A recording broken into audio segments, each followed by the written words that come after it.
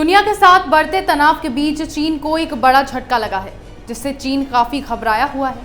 चीन के सरकारी परमाणु संस्थान the institute of nuclear energy safety technology में काम करने वाले 90 से ज्यादा वैज्ञानिकों ने इस्तीफा दे दिया है, जिसके बाद चीनी सरकार ने इसे ब्रेन ड्रेन मानते हुए जांच के आदेश दिए हैं। देखते हैं रिपोर्ट।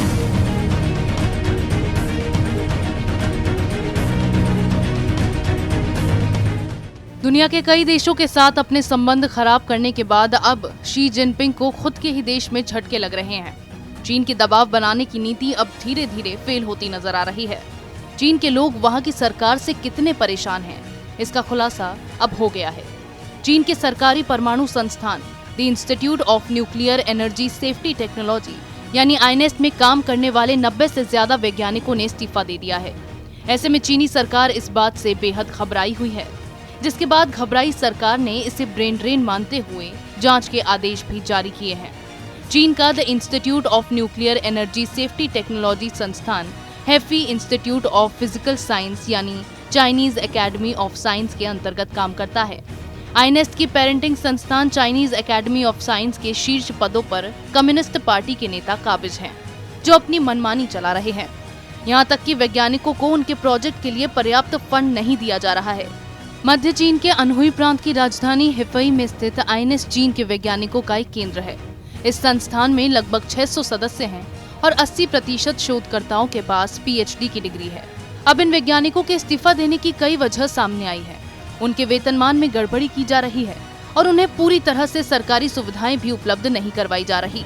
इन वैज्ञानिकों का वेतन लगभग 10,000 युआन प्रति माह है। चीनी कम्युनिस्ट पार्टी इस संस्थान पर अपना पूरा अधिकार जमाए हुए है और पार्टी के बड़े नेता जबरदस्ती वैज्ञानिकों से काम करवाना चाहते हैं। हालांकि कभी इस संस्थान में 500 वैज्ञानिक काम करते थे। पिछले कई सालों में यहाँ से बड़ी संख्या में वैज्ञानिकों ने इस्तीफा दिया है। हालात ये हैं कि इस संस्थान में वर्तमान में केवल 100 वैज्ञानिक ही बचे हैं, क्योंकि चीन की जनता भी अब चीनी सरकार की दबाव बनाने की नीति से तंग आ गई है। उन्हें वहाँ अपने मन मुताबिक काम करने की आजादी ही नहीं है। चीनी सरकार उन पर अपनी तानाशाही कर रही है, जिससे अब ये वैज्ञानिक परेशान आ गए हैं और ब्रेन ड्रेन की ओर बढ़ रहे हैं। ऐसे में चीन की सरकार ये बात जानती है कि इन वैज्ञानिकों के इस्तीफे देने से उन्हें कितना नुकसान होने वाला है, इसीलिए वे इन वैज्ञानिकों को वहां काम करने पर दबाव बना रही है। चीन की दबाव बनाने की नीति अब विफल होती जा रही है। पिछले कुछ समय में कई वैज्ञानिक इस्तीफा दे चुके हैं। ये वैज्ञानिक अब प्रतिभा पलायन की ओर बढ़ रहे हैं। अब चीन की हालत ये है कि इतनी बड़ी संख्या में वैज्ञानिकों के इस्तीफे के बाद इस संस्थान को चलाना मुश्किल हो गया है, क्योंकि चीन के पास इस संस्थान में बहुत कम साइंटिस्ट ही बचे हैं, जो कि चीन के लिए एक बड़ा झटका है। इसी तरह की खबरें मैं आपके लिए लाती रहूंगी, तब तक के लिए बने रहिए हमारे साथ।